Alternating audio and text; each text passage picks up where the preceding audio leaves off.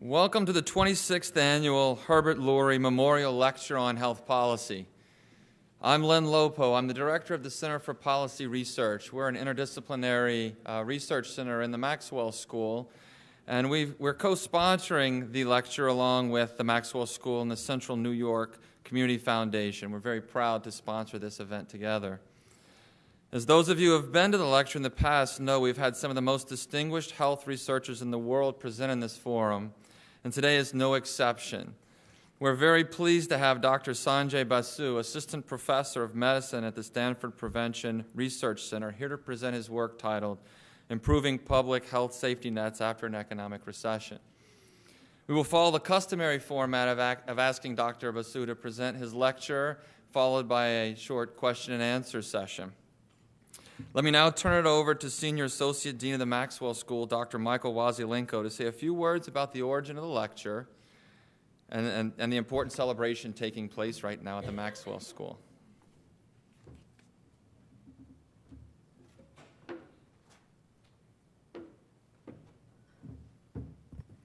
Thank you, Len, and good afternoon, ladies and gentlemen. As you know, Syracuse is celebrating Orange Central Alumni Weekend this weekend, and I want to welcome the alumni, members of my undergraduate class. Thank you for coming. The faculty, members of the medical community, friends, and members of the Syracuse community. This is also Maxwell's 90th anniversary year, and this lecture, along with 3 other major lectures this weekend, are being held around the campus and around the school. So, very honored to have Lynn Tanner here, who will sponsor one of the lectures tomorrow afternoon. I want to give a plug for that. It's at 4 o'clock in Maxwell Auditorium, and I'm sure you'll be welcome there and be a very interesting lecture. Richard Ravitch is going to speak. He was the former Lieutenant Governor of New York. The Laurie Lecture started in 1989, and the situation around the lecture is sort of an unfortunate one. Dr. Herbert Laurie was the Chief of Surgery at Krauss Irving Memorial Hospital. He was also Professor of Neurosurgery at SUNY Health Science Center and served as a neurosurgeon for the SU football team. He was a community leader as well as an outstanding professional. Late one evening or night on March 5th, 1987, a patient came to Dr. Laurie's house and shot both Dr. Laurie and his wife Betty. Dr. Laurie passed away a few days later. Betty survived her injuries and unfortunately is not with us today. She's living in Vermont. As for the genesis of the lecture at Maxwell, Dr. Laurie had a private practice with a Donald Stewart, whose wife Ann worked at the Maxwell School. And the Laurie family had received a number of generous donations, and the Community Foundation received those donations for the express purpose of sponsoring this lecture. And so I want to just pass along to those of you who may have known Dr. Don Stewart. He passed away on October 1st this year at the age of 79. Today's lecture, I want you to know, will be transcribed, edited, and published by the Center of Policy Research in their Policy Brief series and distributed at no charge to several hundred national policy analysts, government officials and agencies, and so on. It's also available for download on the CPR website. We are honored today to have Dr. Sanjay Basu with us. I want to welcome him, give my personal welcome, and introduce my colleague, Tom Dennison, who will introduce Dr. Basu.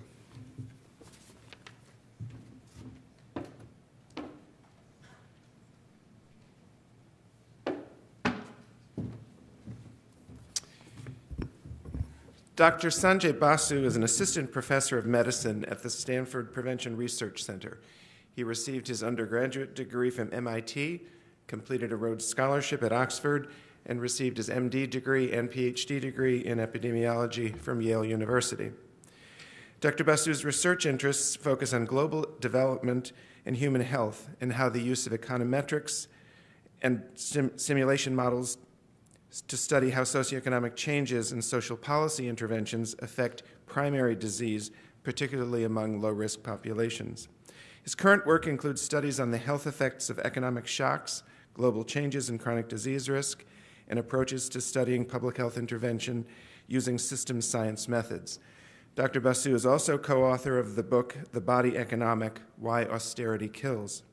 The book offers unique insight into how economic recessions in many countries have led to deteriorating public health systems when leaders focus exclusively on improving financial markets and balancing budgets.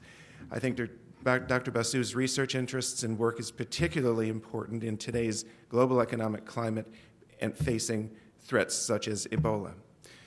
Dr. Basu, welcome.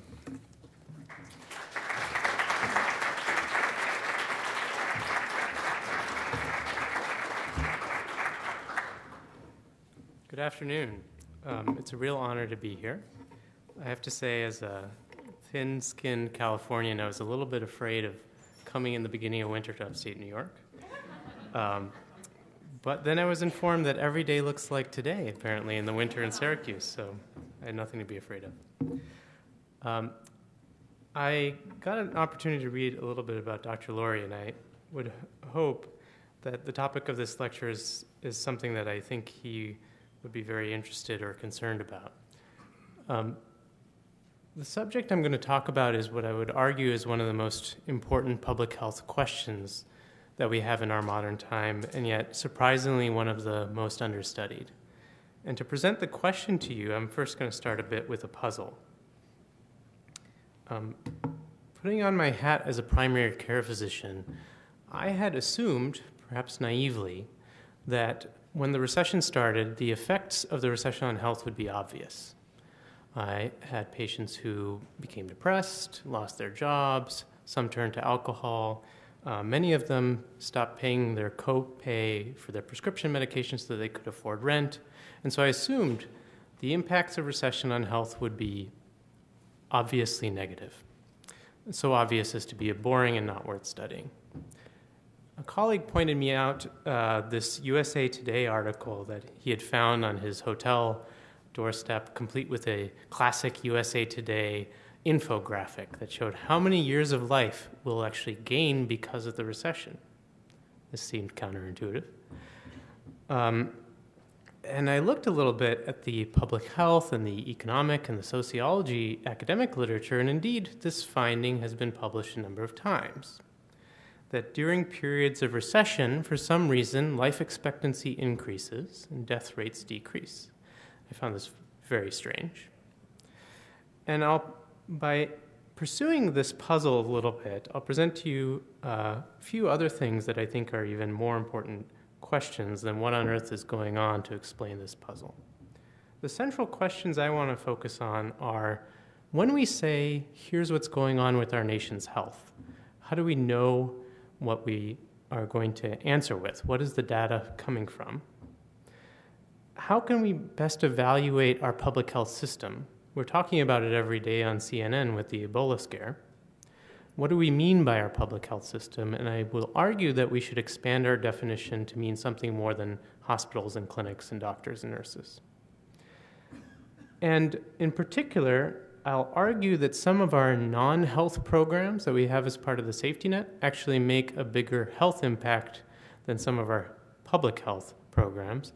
And trying to pursue the answer to the question of why that is can lend us some pretty important insights. I'll focus on three big areas because they're the three biggest areas I think in the public discussion on the recession have been really prominent in our nation's discourse. The issues around income, the issues around food, and the issues around housing, particularly in the context of the foreclosure crisis. So let me get back to that puzzle for a moment. That puzzle was based on a number of correlations similar to the one published here by the University of Michigan, in which the graphs all look more or less this complicated. And over here, we have life expectancy jumping up and down and being tracked on the right axis, and generally going up at the same time as unemployment, which is in this grayish color, tracked over here on the left axis, and GDP growth going down during the period of unemployment is what marks our recessions. And so these correlations, in this case only with 19 data points, were pretty consistent across different recessions. Life expectancy and death rates would go down when unemployment and economic growth were going down the toilet. This I found very strange. And when we looked into this a little bit more, we realized a bit of what we often call the ecological fallacy in public health. The ecological fallacy means if you look with a huge lens at big correlations across entire populations, you can often correlate a lot of X's and Y's. But that doesn't necessarily mean that X is causing Y, or at least not for everyone. What do I mean by that? We looked at some of our country's individual level data. That is, rather than overall average life expectancy or average death rate, let's look at what happened to individual people. So one of the biggest data sets in the country is this thing called the Behavioral Risk Factor Surveillance System. It's done every year by telephone, and you get asked 1 million different questions about everything, and it tracks a couple million people that are supposed to represent the country in spectrum of income, race, ethnicity, where you live, etc. And we noticed a separation in alcohol drinking that we later found the same to be in tobacco smoking and physical activity and nutrition and all these other things that we know are related to our health, and that was that the country became split. Here in the black line are a small portion of people, defined by the right axis, who actually started frequently binge drinking during the course of the recession. I'll talk a little bit more about who they are. Here are the majority of the people who actually decreased how much alcohol they consumed, and that's on the left axis, any drinking of alcohol at all. What happened is, on average, you or I had a couple less dollars in our wallet. When we went to Trader Joe's, we bought one less bottle of the $2 Charles Shaw wine, right? It's the income effect. A little bit less income, we tend to cut down on desserts and booze and things like this. But there was a subpopulation, not a small one, a few million people, in fact, and particularly young men who were single and single older men near retirement aged or forced into early retirement during the recession, who at the same time started binge drinking. On average, alcohol consumption went down. But hidden beneath that average was this rather vulnerable population that in public health terms we would be concerned about. We kept finding this in a number of different ways, not only for alcohol and tobacco and nutrition products, but the same with suicide rates across the country. This is the way we typically plot them in public health graphs. We look at the overall trend that was expected and what would continue if that trend had continued as normal, and then we define this difference between the observed and the trend as the excess deaths. Not to imply that the other deaths are non-excessive, but they're above what would have been expected. What was curious is the suicides that occurred during the course of our recession were again among college-aged people, typically single, and older single men and women, the elderly or near elderly. And in the same groups, curiously, the overall death rate went down and the life expectancy went up. What was going on? A few things, at least two things were going on at the same time. One was figured out by the Department of Transportation. At the same time as the recession, a lot of people were unable to afford gas, and the Department of Transportation was noticing traffic rates of traffic accidents in particular was going down dramatically, and fatalities from motor vehicle accidents were going down, which in particular affects those particular age groups. This effect was huge. Motor vehicle accidents are a leading cause of death among the very young and some of the very old. A second effect was also going on in nursing homes around the country. There was actually a surplus of nurses available because some of the more skilled nurses were not able to get administrative positions. And actually, the death rates from accidents and so on in nursing homes went down substantially, but among a certain part of the population that could afford more expensive nursing homes. So here again, we have this confusing situation. Motor vehicle accidents went down, nursing home accidents and other related causes of death went down and dominated the picture. But hidden beneath that are a group of people who are quite vulnerable. This type of situation plays out a lot in public health, and I think nowhere greater than during the course of our recession. But worse than our recession was the one in Europe. And in Europe, we found sort of the crystallization of this in a particularly problematic form, which introduced the main theme of one problem I'll talk about, which is the concept of surveillance bias.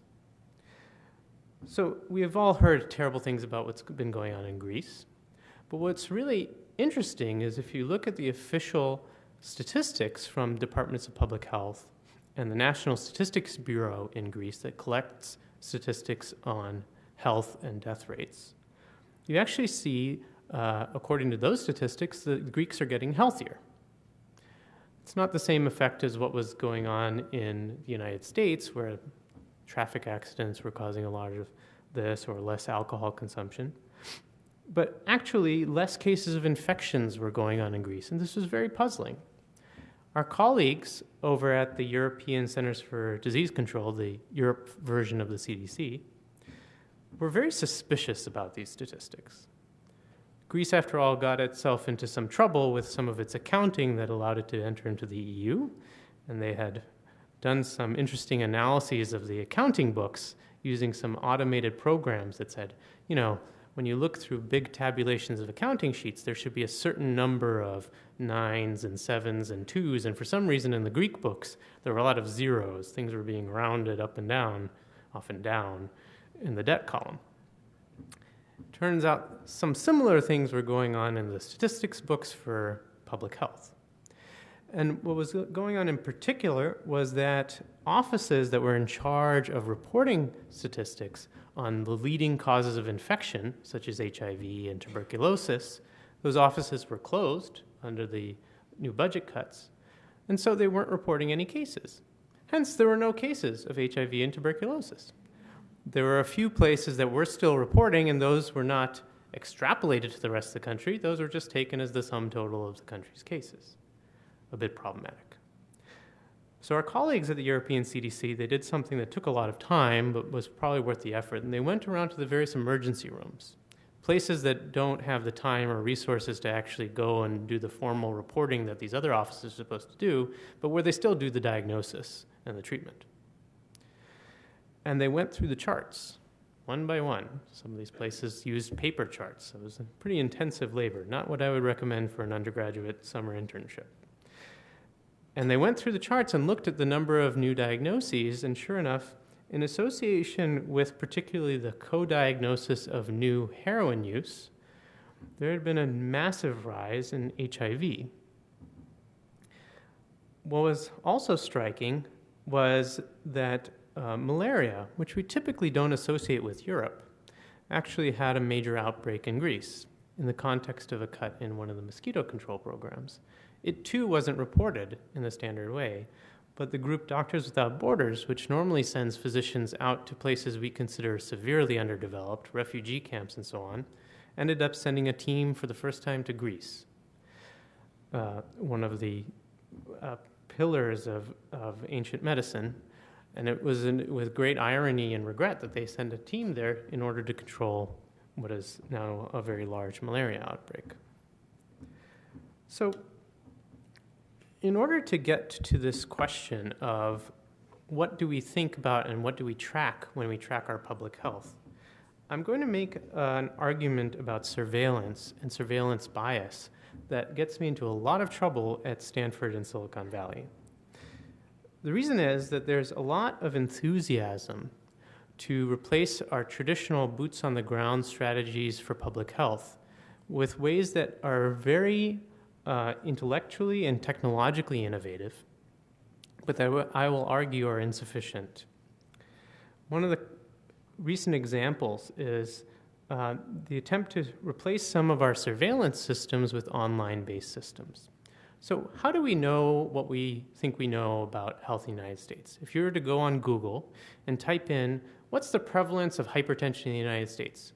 You'll get a whole bunch of different blogs and hits, and finally you'll undoubtedly end up at the CDC statistics site because that's where all the repositories are kept.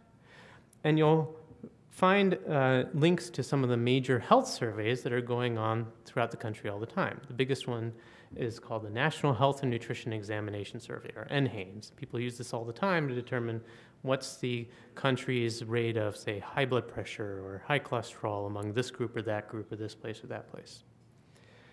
It's very intensive to do so. And it's always amusing to me to describe to students how they actually assess these numbers. They don't go to doctor's offices because many people have high blood pressure and they haven't been to the doctor. They're not diagnosed yet, so that wouldn't be accurate. So what they do is they take this RV, literally a vacation-style RV, and they've refitted them. Instead of mattresses and chairs and tables, the inside of the RV is a medical exam room and a lab. And they drive it around, and they go to the Target parking lot or the Safeway parking lot or Wawa or whatever you guys have here, and they go to the parking lot and they literally accost people and they say, hey, would you mind getting a swab and a blood sample and a prostate exam? And the few people who don't assault them back are willing to do these things. We can talk about self-selection later, but and that's where our country statistics come from on how many people actually have high blood pressure, how many of them actually know it, how many of them are taking a blood pressure pill. And they drive these RVs around the country, and they do this all the time. As you can imagine, and aside from being an embarrassing job to have, it's very intensive, and it can cost money. And so the idea came, why don't we replace this with online mechanisms, right? So if you have the flu, you're feeling feverish, chills, sweaty, you might have some diarrhea, you have malaise, you've been coughing, you might be typing these things into Google. That's the idea. What should I, these are my symptoms, what do I have? And so Google and a number of other places came up with the idea, let's follow these Google searches and these Twitter searches and these Facebook feeds where people are friending people and saying, I feel miserable. And here on the y-axis are these influenza-like illnesses, and tracked over time, right? And there's all sorts of wave patterns and whatever. And the argument had been, forget this intensive boots-on-the-ground work. Let's just track online symptoms and see if we can keep track of these illnesses. There was a little problem. One was that using this Google-based mechanism, the alarm bells kept going off every couple of weeks that people, we were finally hitting the peak of the flu epidemic, which is an important time for public health people because it tells us a few key things. First of all, when to time the vaccine purchases. Also, secondly, when to buy the antivirals because there's certain populations, immunocompromised, pregnant women, the elderly, for whom the flu is not just the regular flu, but they end up in the intensive care unit. And so it was wildly inaccurate. The other similar problem happened again with this health map system where people could self-report online, I'm having these symptoms and those symptoms, and apparently a cow and a bird also reported themselves. And they can say, oh, looks like there's an arbovirus outbreak in Sacramento. That was the theory, at least. The dilemma is everybody's having these symptoms all the time. It's not clear that it's necessarily the flu or something else. And the second dilemma is, who are the folks who are spending all their time online typing in these millions of symptoms, right? It's probably not the same folks who are the hidden binge drinkers on that old graph. Here's an example where they're trying to track depression. They're looking for Google searches for depression in the US and in Australia, and this complex wavelet analysis. You can add engineering to anything. And in phase, out of phase. Anyway, the question is, so people are depressed. How does seeing that there's a spike in depression symptoms on Google actually help you find those people? Well, you could do the NSA approach. That might not be taken very well. And how does it help you in any practical way to prepare for such an influx of depression? I would argue for a so-called old school approach. What we've been doing in and around the Central Valley in California has highlighted for me personally why the online-based approach, or at least a dependency on the online-based approach, is, I think, fundamentally misguided because of the issue of surveillance bias. So we train people called community healthcare workers. They're folks who are sometimes trained at the nursing level, but often much less. And they go street to street. They're members of the neighborhood, house to house, sometimes the median of highways, sometimes to parks, and they interact with folks who don't have addresses, don't have phones, certainly aren't searching the internet for their symptoms. 60 Minutes did a special on one of the groups that has been going around the Central Valley. And in the context of the recession, there's been many children who, their families after foreclosure moved into highway motels.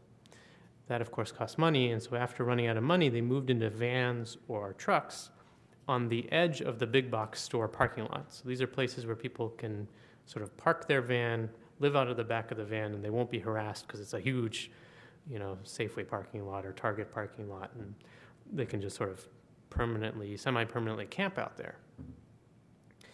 And so we do our usual knocking on doors and doing the blood pressure screening and whatnot, and we're noticing that these kids were starting to get illnesses that aren't reported, certainly on the online system, but also aren't being found in some of the more traditional systems either. They would have scabies, for example, a disease we normally associate with the homeless and urban motels. Tuberculosis in Alameda County, the county that contains the city of Oakland, for example, had a dramatic decline in official rates of tuberculosis. Well, the tuberculosis office wasn't reporting it, and in fact, they wrote a paper saying, oh, in the context of recession, we think there's less immigrants coming over, it's not as attractive, so less tuberculosis. But in fact, if you go through the emergency department cultures, the spit that they send out while testing, and go back and backtrace how many of those ended up positive for TB and didn't go to the TB office, it was about 70%. So the system had broken down of reporting as opposed to the actual cases, which were flourishing in these conditions of very tight living, conditions which we often see airborne disease. So what I would argue is that in a lot of cases, our standard surveillance system is missing people. Certainly the newer and fancier surveillance systems are almost designed to miss people. But what is really curious is that these folks, they're not often going to doctors' offices. There's a lot of rumors about Obamacare that are also affecting how many people think they're going to get what fees. They're staying away from generally healthcare services other than in the emergency room. But there is a set of safety nets that they're very much tied into. And those are really safety nets related to very short-term immediate needs, income and food and housing. Let's look, for example, at food stamps, or what's now been renamed the Supplemental Nutrition Assistance Program, or SNAP. SNAP participation coincides very much with poverty rates and unemployment. It goes up and down with the recessionary cycle.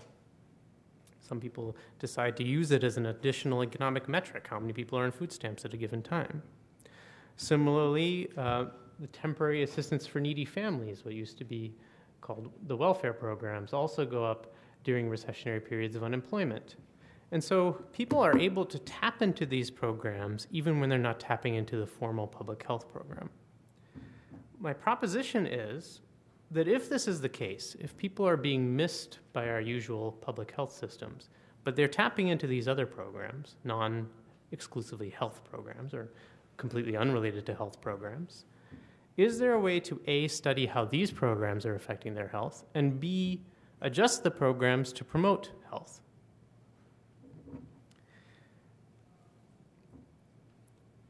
There's been a tremendous divide and conflict in answering this first part of that question. What is the role of these public programs on health itself? The data in the academic literature are as conflicting and inflammatory as are Fox News and MSNBC. They're very polarized, and you can find many papers suggesting programs in each of these domains both help health and hinder health. Income support programs or welfare programs, food security programs like the food stamp program, housing programs. These are three big domains where you can find people claiming that they have health harming effects and health helping effects.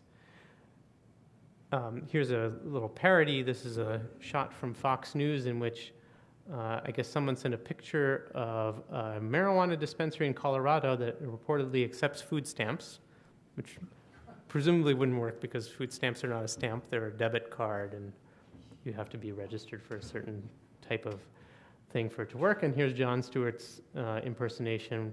We read the chain emails your grandma gets in her inbox out loud like they were true. Fox News. So this is the polarization of the debate in the country, right? I would argue that there is a path where we can look reasonably at the data. And in looking reasonably at the data, we can try to ask the question, why are there conflicting results? What are they being driven by? And can we learn from them in a way that we can adjust the programs to be the most effective?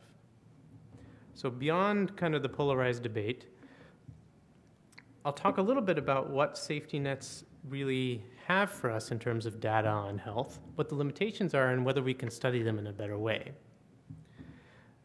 Every time I bring up this topic, though, I'm asked one very important question, which is, why are you, particularly as a physician, going to talk about non-health programs first and their health effects, and not first talk about health insurance or health education?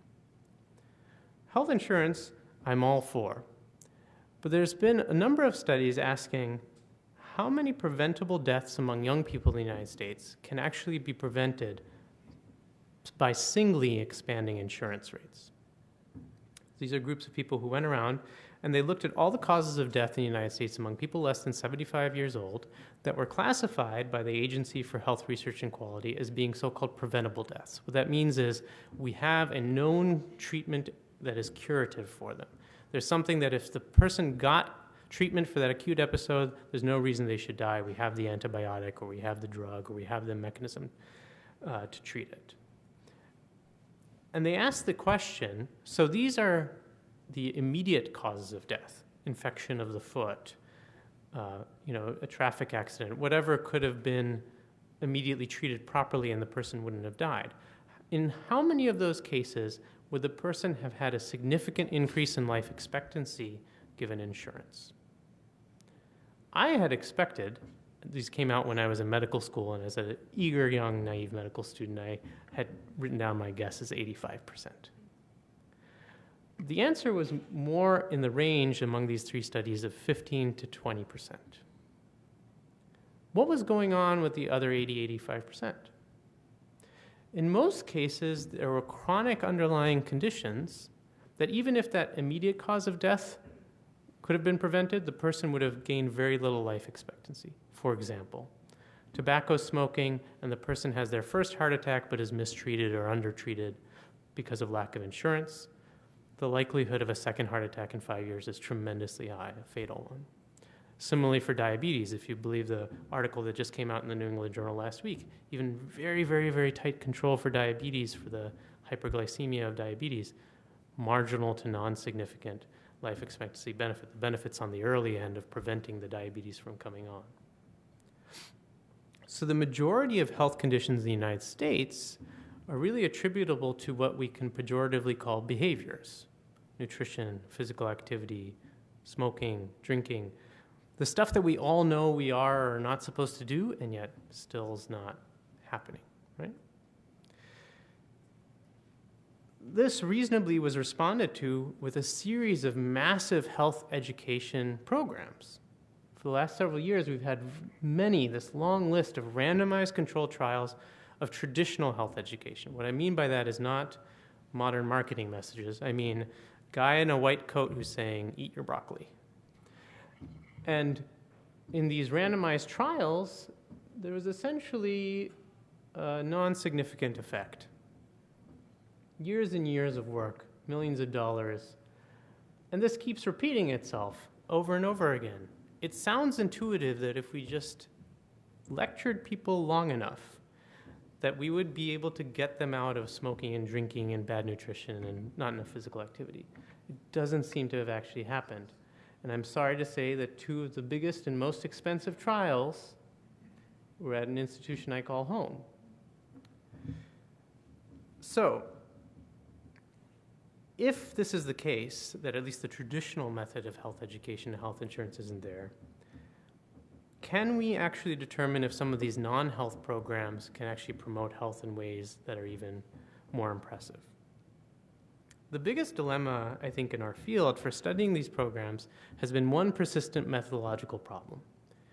Imagine we're in a perfect world and we can do whatever we want with these programs. What would you want to do? I would want to test whether these programs worked. Let's say I wanted to test whether a welfare program improved or harmed your health, and I wanted to test the Fox News versus the MSNBC hypothesis. When I give you a welfare check, do you just go spend it on booze, or do you use it for healthier fruits and vegetables? That's basically the polarized debate. What would I do? I'd take a group of people like you, I'd flip a coin and I'd put one of you on one end of the room and the other people on the other end of the room, and I'd randomize you to enter into the program or not. Why do I want to do that? The value of randomization and experimentation that way is huge, because if I'm just comparing the people who are already in the program to those who aren't, I have this massive problem of selection bias. That is, there's other things I can't control for that are causing people to enter into the program versus not. It's not just their income. There are lower income in the program versus not. I can sort of control for that statistically. But it's all sorts of other things. Where did you grow up? What was your family environment like? Do you have a supermarket in your neighborhood? All sorts of things that are probably not in any of our databases, and even if they are, there are many things that we haven't thought of that are unmeasured. And so if I randomize people, like I do in a study of a drug, I can rather rapidly try to control all of that. There's an equal number of people with bad childhood experiences on both sides of the hall, and I can give one the drug, or in this case the welfare program, and the other group placebo, or not the program. In many cases, it's not ethical to do that, and that's one of the biggest dilemmas. You can't take a bunch of homeless people and say, you're going to get houses, you're not going to get houses, and we'll see what happens to your health. Right? So you have to do some indirect inference, and therein lies the problem. It's hard to do a randomized trial, or it's often unethical to do a randomized trial, so what do you do to control for all those other factors that you're not measuring? I don't mean to patronize the economists or sociologists in the room, but for everyone else, one of the techniques we often use is known as an instrumental variable. This is something in the environment that essentially randomizes people to be encouraged into the program or not. What do I mean? A classic example was with tobacco. And tobacco, as you probably know, doesn't primarily kill people through lung cancer. Lung cancer is still relatively rare. It kills people mostly through coronary artery disease, right? Heart attacks. And so people were tracing out, epidemiologists were tracing out, that people who were smoking a lot of tobacco, actually, they were studying their friends who are doctors. In the doctors' studies in Britain, they were finding that the doctors who were smoking versus the doctors who weren't smoking were dying of a lot of heart attacks. And what used to be called Philip Morris at that time came back and said, no. People who suffer from heart disease are often depressed, and you have just found reverse causation. Depressed people become satisfied and happier with cigarettes, and that's why you have a correlation between cigarettes and heart disease. We can laugh, but as a statistical person or an epidemiologist, one has to genuinely deal with this possible reality and say, I think it's bogus, and here's my evidence. What did they do? They did something quite creative. They said, well, we have to find something that is correlated with how much you smoke so that we can also correlate it with how much heart disease you get, but doesn't have this reverse causality that heart disease doesn't cause you to do more of it. And they found that the most useful such so-called instrumental variable was tax rates. At the time, people weren't taxing cigarettes, especially as compared to everything else. It was just sales tax. And they found quite robustly that states that had high sales tax, you'd get lower cigarette sales for the same kind of person. And those lower cigarette sales would relate to lower heart disease, and vice versa. Lower sales tax rates, higher cigarette use, higher heart disease. But there's no reverse causality. There's no governor I know of that increases or decreases the sales tax rate based on the number of heart disease, heart attack death rates, right? So this is sort of a trickery that we use in order to try to understand how social influences can influence people into or out of programs, and it's kind of a so-called randomizing factor that helps us understand the impact of the program exposure on the outcomes of interest. We applied this, for example, to income programs. That looks fuzzy, so I'll read it out to you what it says. One of the largest income support programs in our country is not in the form of a standard 2-week check. It's the Earned Income Tax Credit. It's a credit back to people, particularly in this case, low-income women who are working. But interestingly, there were a lot of variations in how states administered the program and in the time at which they enacted the program. So you had a so-called natural experiment. Different states had otherwise similar people. Some of them got the program first and others didn't. Deciding whether or not they got the program was not based on the public health statistics. But if you want to know the impact of the program on public health, you can use that variation and compare otherwise similar people, one of whom got the program and the other whom didn't. We found profound effects of the program on birth weight, just enormous, that are way beyond the effects that one sees beneficially from our prenatal care programs. This is a very embarrassing finding. Humility in medicine is just not an in thing.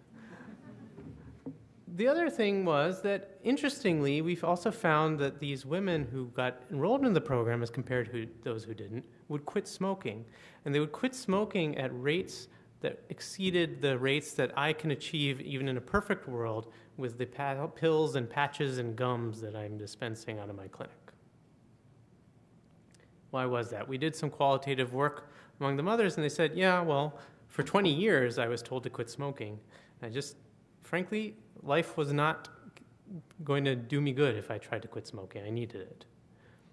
But with the additional income and the stabilization, I finally said, oh, maybe I'll finally address that other thing.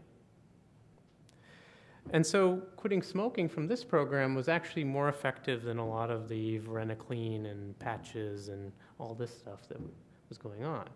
My colleague David Rakoff also studied the other variation that's still going on in the program, is that people often get the credit in February and March, right, when the tax credits come back. So he compares the same person and how they behave after they get the credit in those months versus the same person in the other months. What a better control group than yourself. And here's where the complications come in. The impact of the higher income wasn't universally positive. It definitely, again, helped the smoking to the same extent as in the other study, providing some independent verification. It reduced food security, that is, your ability to get food, but it really worsened nutritional outcomes. In doing some more detailed analysis, what was going on is essentially the people who were so poor that they weren't eating enough food were transitioning just to the point of poverty where they could purchase food, but it wasn't very good quality. These aren't folks who were shopping at Whole Foods. They were finally getting a meal, but the meal was what we would consider junk. So this brings me to my question of how we might adjust the programs, and I'll come back to that later. I'll mention one other program that is also an income-generating program but has the same theme. This theme that is not just the income per se, but how one delivers it that might be critical for health. There are these programs called active labor market programs, or ALMS. They were started in Finland, and Finland went ahead and said, you know, this is so important to our society, we're just going to randomize people to it. I don't know how they got the approvals, but they randomized people to get the program or not, and the program is that after you're laid off, you either get a pamphlet and a packet of papers, like we do, or you get a person who you meet with in an office once a week who says, here's how to get into shape, here's how to wear a suit, here's how to do your resume, here are some programs and some companies that are willing to work with you, and we're also going to call the companies and harass them into at least offering some part-time work, and they work with you as you get the new job. We were able to replicate this in Detroit through not a randomized program, but again, a natural experiment. Some locations and counties were able to administer the program. The other ones wanted to delay a few months, and we could compare them. And found the same results as in Finland. Real big reductions in things that are associated with mental health and the sort of mental health benefits of having a job. Now, people who are actively in their current job never say that they have mental health benefits from working. But the mental health reduction from unemployment is really powerful. What was curious to us is this was then introduced in New York City, and none of these benefits were observed. In fact, New York tried to semi-randomize it in order to make sure that, you know, they were estimating the effect of the program correctly, and they were, and there was no effect. So we visited the program, and herein is, again, the theme of not just how much you're providing the person, but how one provides it. I walked into a room that was not unlike this, where in order to get the benefits from the city, this is not the state or federal welfare, but a city-based additional welfare program, you have to spend 2 weeks in this job retraining type program, an active labor market program. And there were a bunch of people sitting on the floor. There was one broken computer in the middle, and there wasn't a staff member. Some folks had given up, and they just left and said, forget it, the benefit's not worth it. Other people were persistent, and they sat in the empty room 8 hours a day for 2 weeks. So it's about how you deliver the program.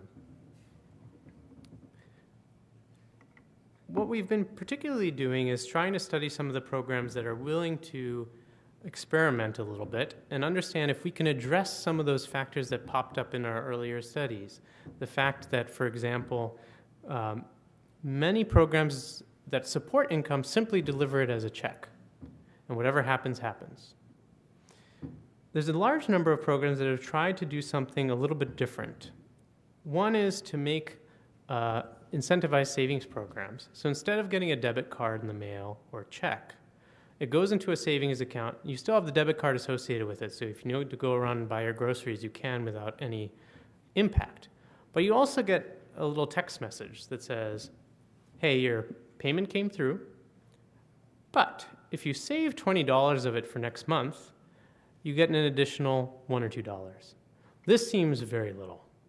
I was very skeptical that this would provide any incentive at all. And they compared the people who got the incentive to those who didn't, and the people who got the incentive and the text message and those who didn't, and the people who got the incentive and the text message and a little bit of an encouraging text message saying, hey, you did it last month. Good work. And there's that last group that ended up saving about 4 times as much as any of the other 3. Not only did people save, but it was particularly effective when the program was adjusted a little bit for what I'll call the Ulysses effect. If you remember the tale of Ulysses, he's sailing down in the Odyssey towards the Sirens, right? And so there are these vicious mermaids that are going to kill everybody on the boat. And what does he do? He decides to tie himself to the mast, and all of the other people who have to row, he blinds them and puts whatever their equivalent of cotton was in their ears so that they can't hear him, so they can keep rowing, and he can navigate the ship, but he's going to tie himself to the mast so he doesn't get tempted by the sirens. There's very much a similar effect when it comes to things like savings and health. When people were asked to name a goal for themselves ahead of time, before they got that check, just before the day before, they were going to say, what are you going to do with the money this month? What do you want to work on? And people came up with all sorts of interesting things. I'm going to work on buying a gym membership. I'm going to work on saving for my kids' education. I'm going to work on getting more fruits and vegetables in the house. They were about 35 to 40% more effective in different studies at actually accomplishing those goals, very significantly so. And what was interesting is the counties that did this were able to cut back on the amount of the incentive they were paying. So they got the same effect in terms of public health, tobacco smoking, alcohol abuse, healthy diets, with actually spending less. The delivery of the program, therefore, as a key. It's in this context that we've had one of the biggest controversies when it comes to public health and the recession. Many of you probably saw the news reports that came out from this study. This was a correlation and a comparison of obesity among people on food stamps versus obesity among people not on food stamps. Guess what the conclusion was? Do food stamps make poor people fat? What's going on here, I will argue, is similar to what was going on in the earlier problems. The dilemma of selection bias. There's a million things going on among the lives of people who are on food stamps. Some of them we can control for, like income.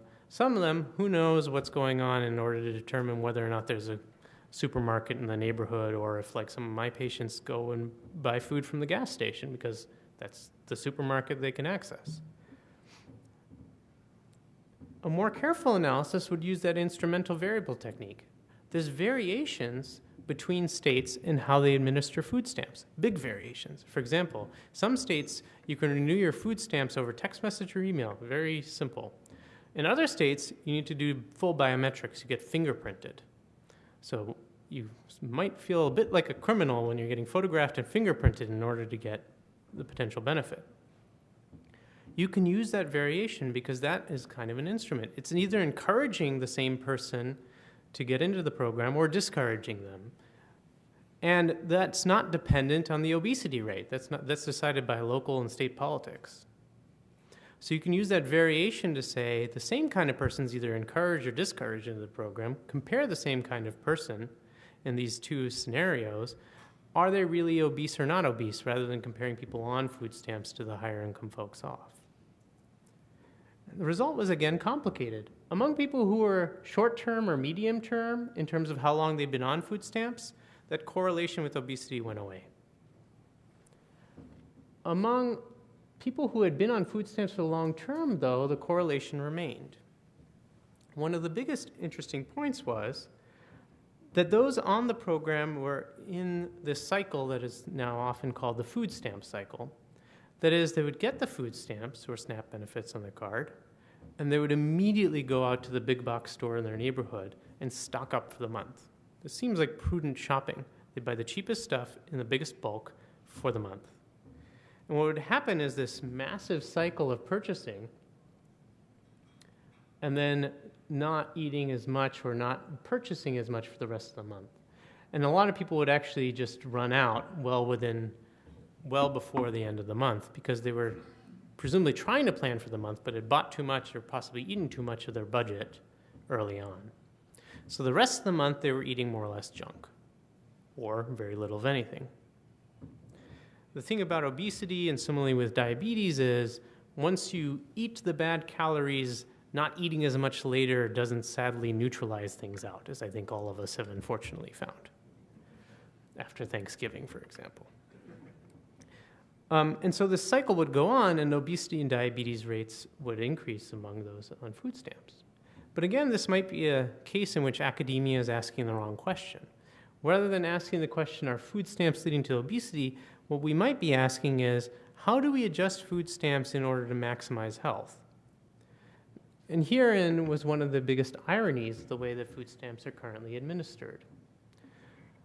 Among food stamp users, as in the rest of the country, about 10% have diabetes, right? Mostly type 2 diabetes, meaning adult onset. And what we were finding was, towards the end of the month, these people with diabetes, 1 out of 10 of food stamp users, which are 1 out of 7 of the United States, yes, it's really that high, would end up getting emergency room visits and admissions to the hospital for hypoglycemia, low sugar. They were doing what their doctors told them to. They were taking their medications for diabetes, but they weren't eating as much because they'd run out of the food money. So the sugar would drop, they'd faint or fall over on the sidewalk, somebody would call an ambulance, and they'd end up in the emergency room. Some of them were in such dire straits they would get admitted. We compared this, just to make sure this was not some natural cycle and everything, we compared this to appendicitis. So it was just flat across the course of the month. When your appendix bursts is entirely independent of what you can do about it. The question I ask is, how much does this cost? Versus how much does the extra food cost to prevent the end of the month cycle? These admissions and hospitalizations, depending on which health system you have and insurance, are about $7,000 to about twice that much. The amount of food to prevent it, about 1/100th of that cost. So the question of apportionment and prevention comes in terms of determining how one might actually adjust these benefits to promote health. Interestingly, the USDA, which administers the food stamp program, it's not considered a health and human services program, it's actually an agriculture program, which is an interesting insight in itself, was convinced enough by these kinds of findings that they'd started a pilot program. 2 of them, in fact, one of which is now rolled out to the country. They said, okay, the net cost to the government is high. Can we increase the benefits? But we can't politically just increase the benefits. That's not going to fly in Congress. What we can do is call it a financial incentive and limit what people can spend it on. They can spend it on fresh fruits and vegetables. Fine. And they were actually able to do it in a randomized way. They randomized people in Massachusetts to get the regular benefit or the benefit plus this fruit and vegetable subsidy. And it was a lot, 30 cents on the dollar. But that's how much the budgetary difference is when you account for all those medical expenditures. They similarly did this among the Women, Infants, and Children's program, WIC program, which serves mothers who are pre-pregnancy and post-pregnancy, them and their children. They called it the HIP program, Healthy Incentives Program, and they created some pretty clear labels around the various places where people use a lot of food stamps, and did some key partnerships with the big box stores in order to have them have such fresh fruits and vegetables available. It wasn't just coincidence that stores like Target started having a grocery section. It's actually a big boon to them, too, since the money is being spent at their stores. In fact, they were initially complaining about the once-in-a-month cycle because everyone would flood their stores after the benefit day, and they would just have a terrible time of stocking their merchandise and dealing with the lines, and there was a stampede at a Walmart and all this kind of stuff. The HIP results, which just came out 2 weeks ago, were really encouraging. Not only very significant increases in fruit and vegetable intake, more than we've ever seen in the nutrition field, but interestingly, a phenomenon of substitution. People weren't just eating more when they had more money. They were actually substituting junk for the healthier stuff, mostly in the form of refined grains. We don't often mention scurvy in the United States because it's no longer a tracked disease, but if you go to the county health departments, they do track levels of vitamin C deficiency, which is actually a bigger problem, I would argue, than vitamin D and testosterone and all these other things that people are being prescribed. And this was the first time one saw a normalization among low-income populations of vitamin C levels. The same results happened in the Women, Infants, and Children's program. And interestingly, many of you probably heard that there was a big report about the first decline in obesity to ever be witnessed in the United States. And it was among ages 2 to 5 years old. When you disaggregate this data further, you see it's only among participants. So it's singly among this one program change, which affects a huge amount of people, you get a population-level reduction in obesity among the very young. It's interesting how much increasing evidence is going on that obesity starts incredibly early, possibly perinatally. The question about how to deliver programs better, but also within limited budgets, has also been tested using this kind of behavioral economic framework in which we think about scarcity. How do people behave in the context of extreme deprivation? There's a lot of interest in this because of a number of experiments that were elegantly done showing that whether you're rich or poor or highly educated or not, if you play the same kind of video game in which you're given a limited amount of video game money, you behave very differently than when you play the same video game and you have a lot of video game money. Making cognitive decisions under the stress of having limited resources, no matter who you are, you often end up making what we would call poor long-term decisions in order to make good short-term decisions. There was a natural experiment in Peru that was sort of accidentally done. When the Peruvians delivered their food stamp program twice a month, because they simply chose that that was an appropriate time, and they stopped doing so because it was administratively burdensome for them, not really for them, but actually for one of their banks. And so they went to a once-a-month system. And interestingly, in terms of how much that money was spent on things like alcohol, it jumped up with the once-a-month system than it was with the twice-a-month system. And the control populations, who are regions that didn't get the benefit, are more or less the same. The interest here is that the same amount of monthly benefit was delivered twice a month, and people made what we would call healthier decisions by just having shorter term, more immediate decisions to make as opposed to having to plan over the whole month. Yet the same amount of money. A similar finding is emerging in the housing literature in terms of the effect of housing on health. I would be remiss to not talk about housing in the context of the foreclosure crisis. It's been one of the biggest debates we've had. And there's been, again, polarized results about whether improved housing programs in terms of housing and urban development programs are correlated towards improved health or not. One can correlate HUD programs with increased violence, increased drug use, or there's some programs that correlate housing and urban development programs with improved public health. How might we, again, piece apart what's really going on? Again, randomization helps because the folks who are entering into the program can't be compared over to the neighboring suburban neighborhood.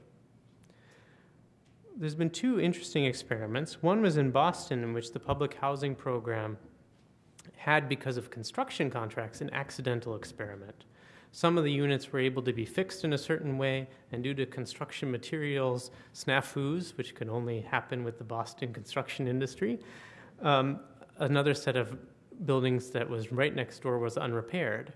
And immediately one saw the repaired program housing asthma rates among children go down. Similarly, a program happened in Denmark in which refugees from the wars in northern and eastern Africa were sent to Denmark, and Denmark had an explicit policy of distributing the burden of refugees among different neighborhoods. Rather than having them all in urban ethnic enclaves, they would force the different mayors of the different towns to take a few refugees each. And the health of the refugees was essentially identical upon arrival, but over the next 20 years, we could follow them. And those who lived in the neighborhoods that had the cleaner air, better access to good supermarkets, and so on, had much better health outcomes among otherwise very similar people. Essentially a randomization of people to neighborhoods. Hard to study and otherwise randomize people to neighborhoods. Of course, the most famous such randomized study is the Moving to Opportunity study, which many people in this room have probably studied.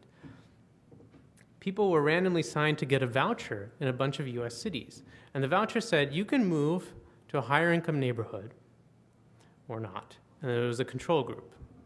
And those who moved to the higher income neighborhood that had better access to supermarkets and so forth had some pretty significant reductions in overweight, obesity, and this marker of diabetes control. The problem was one can't take every poor person in urban zones of the United States and say, why don't you move somewhere else? Who's going to be left? And so Seattle said, why don't we try something different? They gave people who are marginally housed or homeless, and they randomized them to programs in which they'd first give housing and then support for things like drug and alcohol use, as opposed to the traditional method, which is you show up to an office, and if you're clean, and if you got your stuff together, and if people are willing to support you, then you can get onto the housing list. And it was found that actually the reason Seattle cared enough to pass this into law eventually was that they saved money, in particular from incarceration and emergency room visits among the group that they housed first. They stabilized by giving the house first, and then dealt with the alcoholism and the drug use and all the other things going on. The program was refined a little bit further, and we've replicated it in San Francisco when people had salient short-term self-selected goals, this Ulysses contract. So we asked people, okay, we'll help you get housing. Which goal are you going to work on first? And some people say alcohol. Some people say reuniting with family. That's a big first one, where a lot of other interesting things follow if that's successfully accomplished. And when tied to that, when the housing is tied to that, the city was able to save quite a bit, particularly on jail costs and secondarily on emergency room bills. We've devised and implemented some new methods so that we can study this more rigorously against other cities, because the accusation is, y'all are hippies from San Francisco. So we can devise some novel methods in order to create fair comparisons among people with very different towns and cultures. So ultimately, from this kind of literature, we see a few consistent conclusions. In most of the country, you could say that our health problems are so-called behavioral. Smoking, drinking, nutrition, physical activity, all sorts of things ultimately come to behaviors. But in our field of public health, it's been rare to find really successful behavior change programs. Part of it may be that a lot of our videos literally look like some dude at the National Institutes of Health in a white coat saying, broccoli is good, alcohol is bad, and no one watches them. But also, a lot of what drives behavior, I will argue, is indirect, social, economic factors. And a lot of our public health programs don't reach them directly. And so we might be able to use the indirect non-health programs, think about how we can do trials on them, or at least better control for the selection, so we're not always correlating poverty to bad health outcome and claiming that the program's the problem. So I would say that we can repair some of the literature we have in public health and do better academic study if we address some of these fundamental problems from our prior papers. One of them is the surveillance bias issue. We're often seeing less problems and saying that people are getting healthier. In part, we're also missing the people who are most vulnerable. Also thinking a lot about selection biases. I know I sound very old school, but randomized trials are important for a reason. And if we're going to spend huge volumes of money paying drug companies to randomize their latest drug to placebo groups versus their drug group, I think we should spend a fraction of it to see how our nation's biggest programs actually affect health or not, or more importantly, how we can improve them, adjust them to improve public health. And moreover, even though I'm a card-carrying physician, I would say that health doesn't start on the exam table. It doesn't start in the pill or with the prescription pad, but it starts really in people's homes, in the quality of the air they breathe or the food they eat, the quality of the household. And if we really believe that, then it's going to be the health policies that are really just community policies that are probably first and foremost in terms of importance. So thanks for putting up with me. I think we have time for questions. It's been a great honor to come here and chat with you today. Thanks.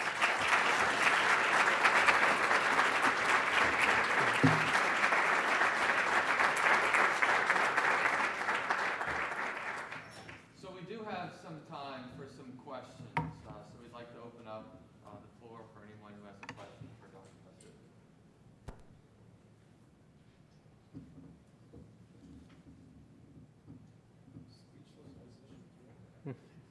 There you go. Take the match for him. Yeah, I come from a religious training and from a sales family, professional sales, and the question pops into my mind about the way in which maybe psychology, which seems to have taken some leaps in the last 50 years, could be used in health management at the primary care or other levels, and to what extent. I'm not saying it's a solution to all we're talking about, but in terms of self-management and motivation and analysis, I'd say in this case mutual analysis, not self-analysis and self-care, psychologizing. But I mean, on a human level, that actually happens in the whole system. I would say the psychology comes forward or comes out, but I don't think that it's either maybe simplified enough or rigorously simplified enough or looked at with some rigor to actually be used rather than as a natural flow.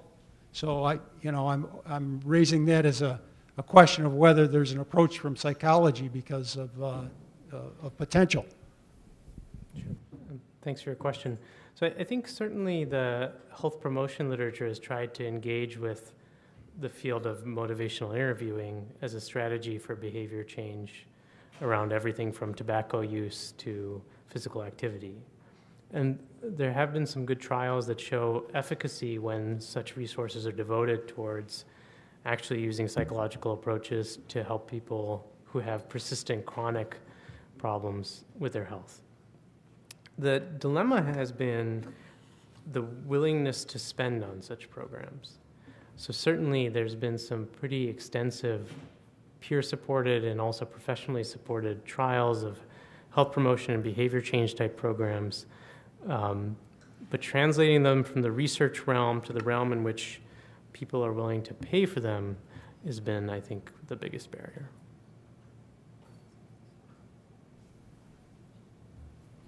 I was struck by some of the early correlations you showed, even though they were not actually correct, temporal correlations between recessionary periods and life expectancy. And the reason I'm surprised by that is that some of the effects of recession on health might have a delayed effect on someone's well-being. So, for example, a child born today during a recession is going to get very poor nutrition and perhaps poor medical care, an effect that won't be seen necessarily on their life until many years down the road. Mm-hmm. Has that also been looked at, the delayed temporal effects of recession on health? Yeah, that's an excellent question. So the short-term correlations are actually driven almost entirely by such short-term factors as motor vehicle accidents. And there's some really great longitudinal studies we have of health, the National Longitudinal Study of Youth and the Panel Study of Income Dynamics, and among older people, the Health and Retirement Study. And so although from this recession we haven't had sufficient time, from prior recessions that are of less severe, or from some of the European recessions that occurred in the 90s, we have data on subsequent progression. Some of the biggest themes that emerged was certainly the persistence of drug use that starts during the recession. So drug and alcohol abuse progresses then into dependency, and so one sees spikes that are delayed by 5-7 years, particularly among the young. Among older populations, such as in the Health and Retirement Study, we see a lot of older single people who are doing very poorly after, say, forced early retirement. And by poorly, I don't just mean in health terms or mental health terms, but also in terms of social status, the things we care about in terms of how people are doing when they're older, being able to maintain yourself in terms of your activities, daily living, dependency on others and being able to rely on others, those kinds of other sociological outcomes. Yeah.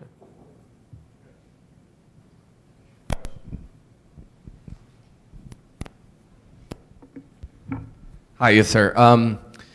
Being that it seems over the last 30 to 40 to 50 years, we've gone from America has developed more into almost an entitlement type society.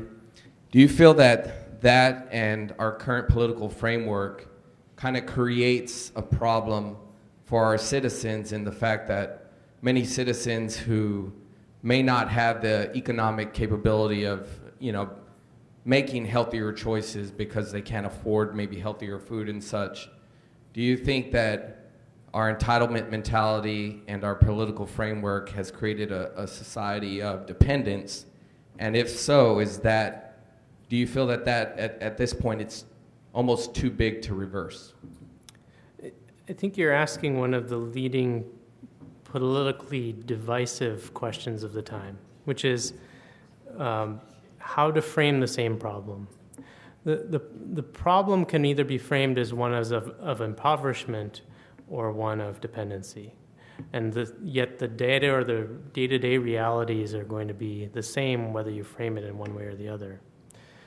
I think the bigger dilemma is, from the public health perspective, what creates demand? So what creates demand in the sense of why do we have so many people who are ill? And secondarily, why do we have so many people who are ill while we're spending so much in healthcare dollars? So if we frame it that way, I think the answers become readily apparent if we do some comparative studies. So we spend a lot on healthcare dollars, mostly for services that are treatment-oriented rather than prevention-oriented.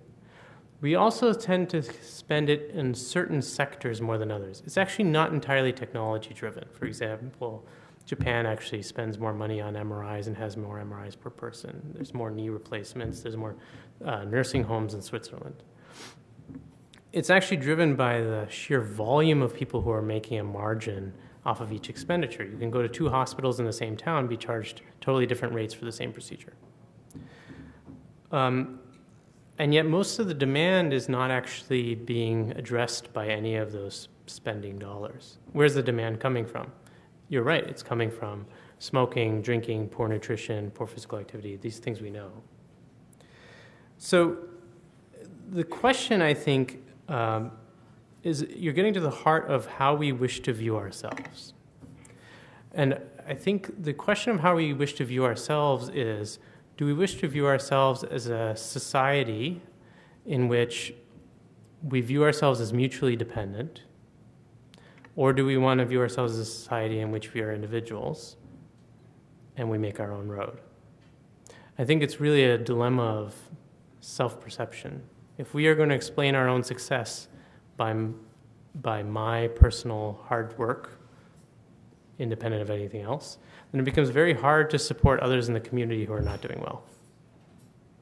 Conversely, if I'm defining my self-identity as somebody who made it because of all these other factors that are going on, it becomes much easier to view my scenario as one of a mix of a number of things, and the problems of poverty in the country is fundamentally a problem of social economic support. So I view the same problem in both ways. 1 out of 7 people on food stamps, do I want that? Of course not. But if 1 out of 7 people are on food stamps, can I then address some of these secondary problems that we're also observing in health by virtue of the fact that 1 out of 7 people are on food stamps?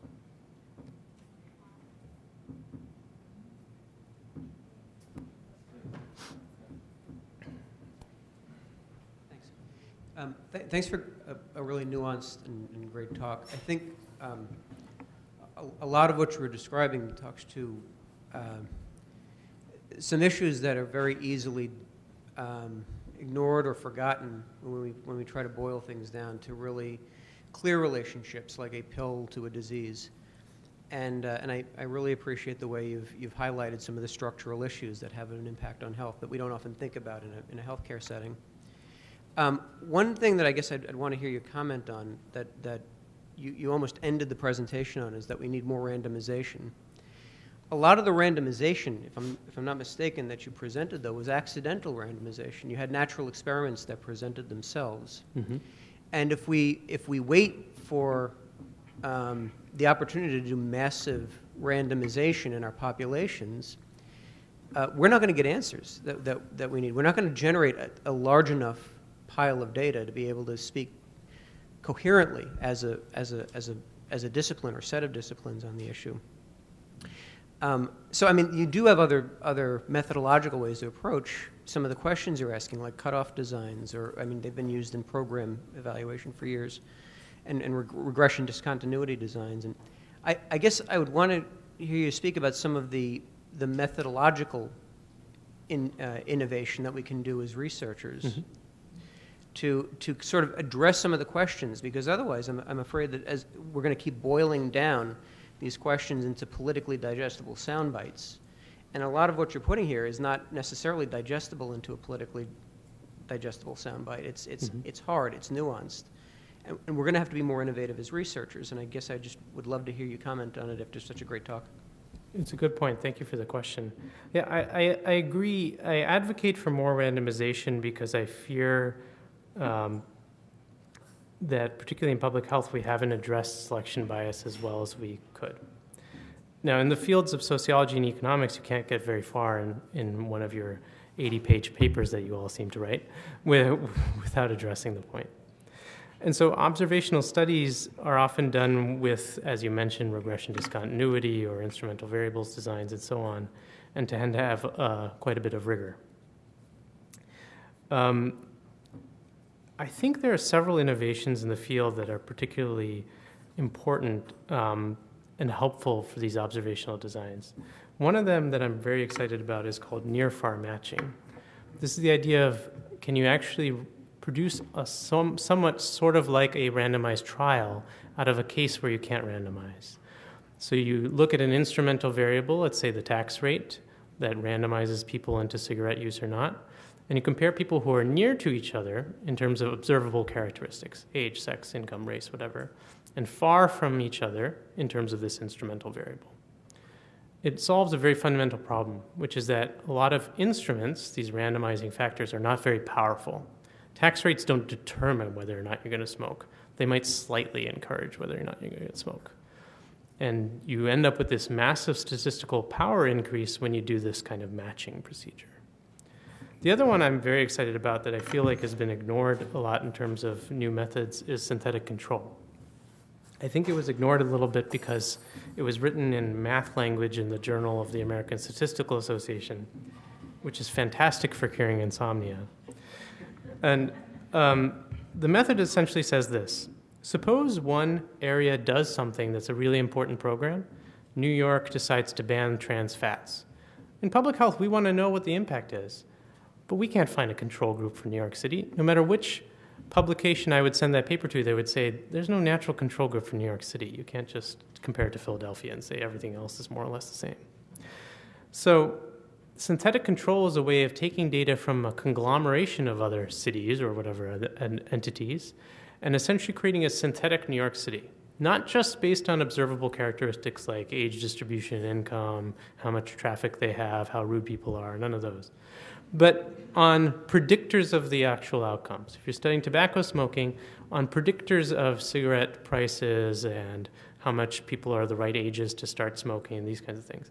By doing it in that kind of indirect way, the rather complicated math shows that you can also correct for unobserved confounders, so mimicking randomization.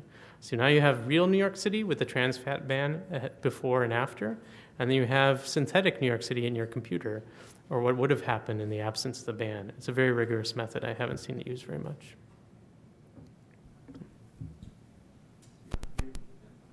Well, please, go ahead.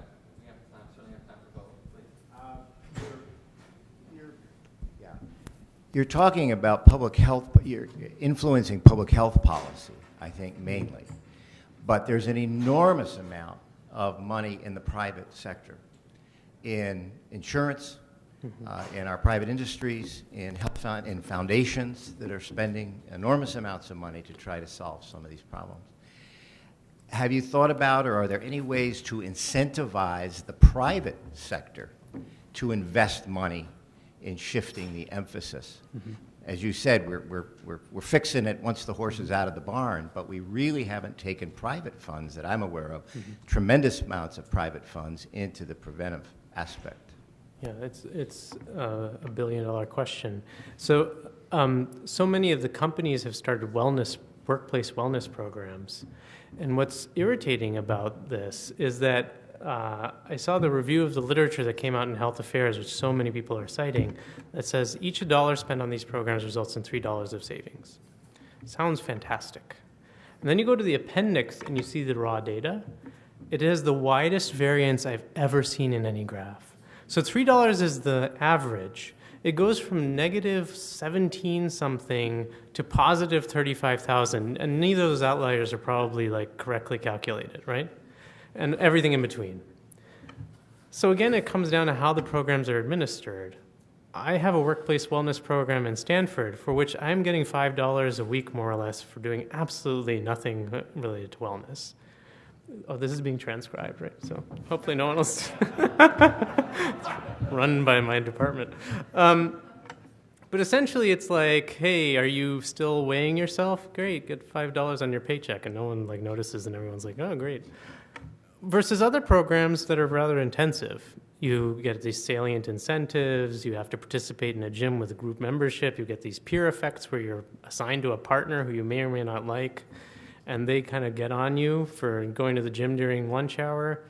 That's where you see the impact. And so I think the devil's in the details, but I know for a fact that the private sector has a lot of data that they haven't shared about which programs are working or not. I think we can glean a lot of the insights. There was a very well-done analysis by the RAND Corporation where they reviewed, I think, 3,000 something of these programs across the country. And they just picked out 2 that were actually what they would consider rather successful, at Pepsi and Safeway, I believe. And these were programs that were rather intensive, where people really put it to the test in order to adjust things before they were able to declare that they were actually preventing disease outcomes. But the results for the employees of Pepsi and Safeway are rather striking. They were in hard outcome endpoints, literally deaths averted, which is impressive and something we don't often accomplish in the public hospitals scenario. I think we have one final question. No. I'm intrigued. I live outside the U.S. I'm always intrigued by, this follows on to this question, intrigued by the fact that there's a lot of retailers that pay a very minimum wage. I'll give you an example from what I've read. Walmart has a couple of things happening. One, many of their employees get food stamps because of those low wages.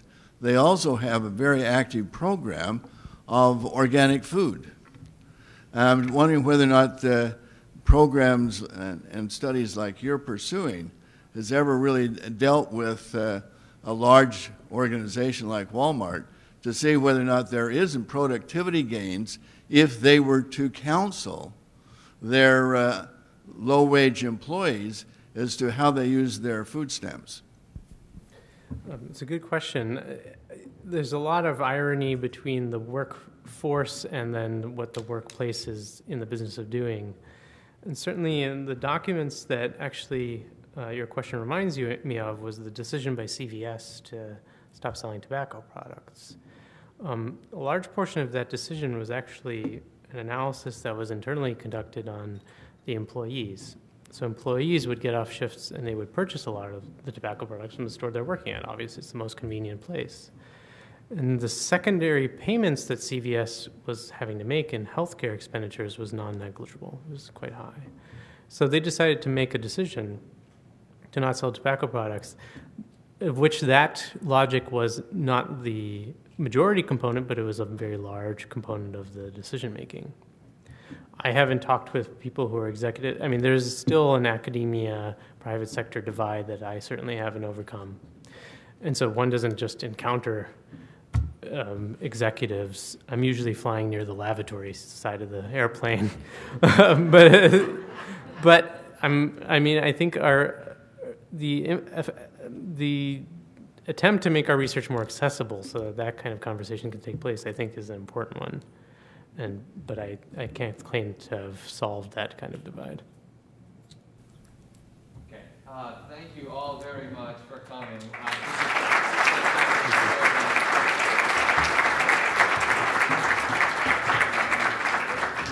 I'd like to invite you all to stay for a while and join us at reception, and I guess Dr. Basu will be there to answer any questions you might have for him on a one-on-one setting.